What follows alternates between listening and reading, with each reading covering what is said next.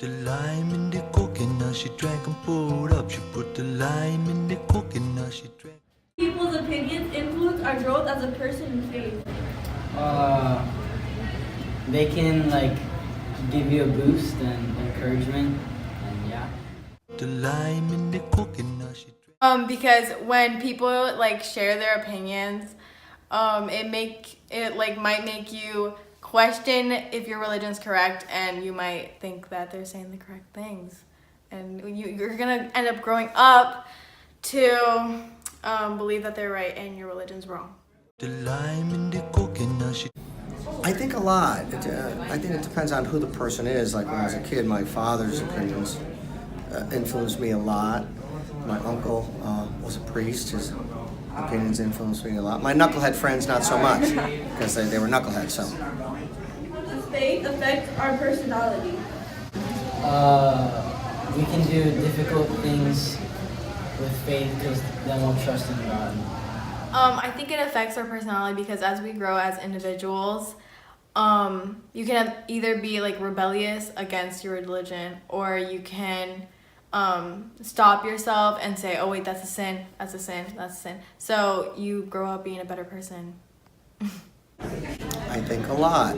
If you take it seriously, it'll definitely affect how you are as a person, I think. Okay, so how does faith affect our personal life?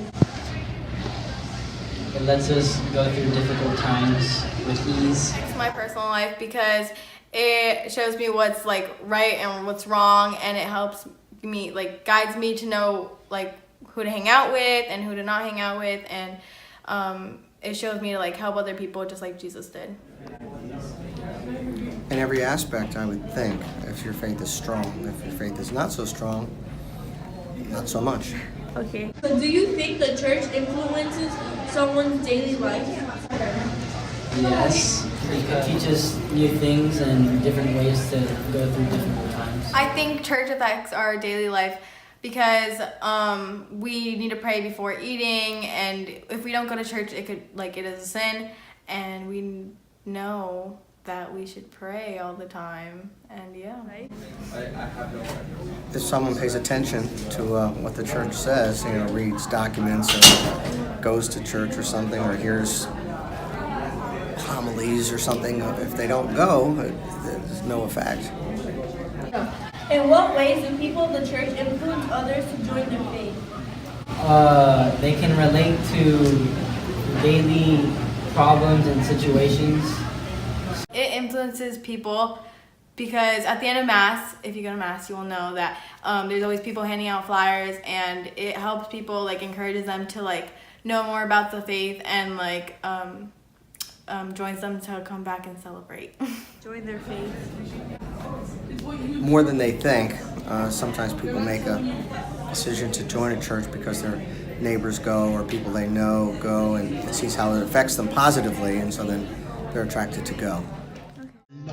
She put the lime in the coconut, she drank a bowl up. She put the lime in the coconut, she drank a bowl up. Put the lime in the coconut, she drank a bowl. Put the lime in the coconut, she drank a bowl. So the quote that we picked that relates to our project is, individualism only becomes a problem when it drives people apart from one another. When this happens, the individual creates his or her own definition of self and of the world. And we picked this because each person that we interviewed all had their own experiences and reason behind their answers. She put the lime in the coconut, she drank and poured up. She put the lime. 3 things I learned was that if you grow up with religion versus when you don't grow up with religion, you could grow up to be 2 completely different people. It affects who you are, when you're growing up and stuff like that. I learned was that your daily life, when you're religious, it could be completely different because you know right from wrong. You grew up with a certain mentality. Rather, when you didn't have the church, you'll be thinking completely different. The third thing I learned was that children and adults can perceive religious things differently. It's just the way of. 3 things I learned throughout this whole experience is that everybody interprets things differently, and they all have different answers.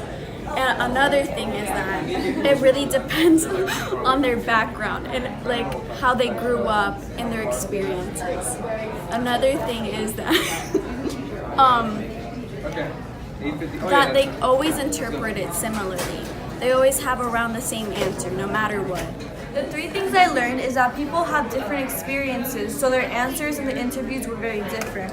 Another thing I learned was that the more you mature, the more in depth your questions, your answers are in the interviews.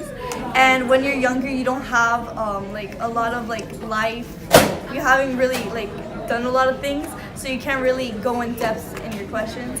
And then the last one is the church does influence a lot, because since the church influences the people that go to church, the people of the church always try to bring more people in, and the people that don't go to church don't influence others in the church. For similarities and differences, they all pretty much had very similar answers for like every question, but what was different is how they like expressed it. So like some people didn't know how to like explain what they were trying to say, while rather Mr. Luongo knew exactly what he was saying. He like kind of got everything spot on. So like they just said kind of similar things, but they expressed it very differently. The similarities and differences all depend.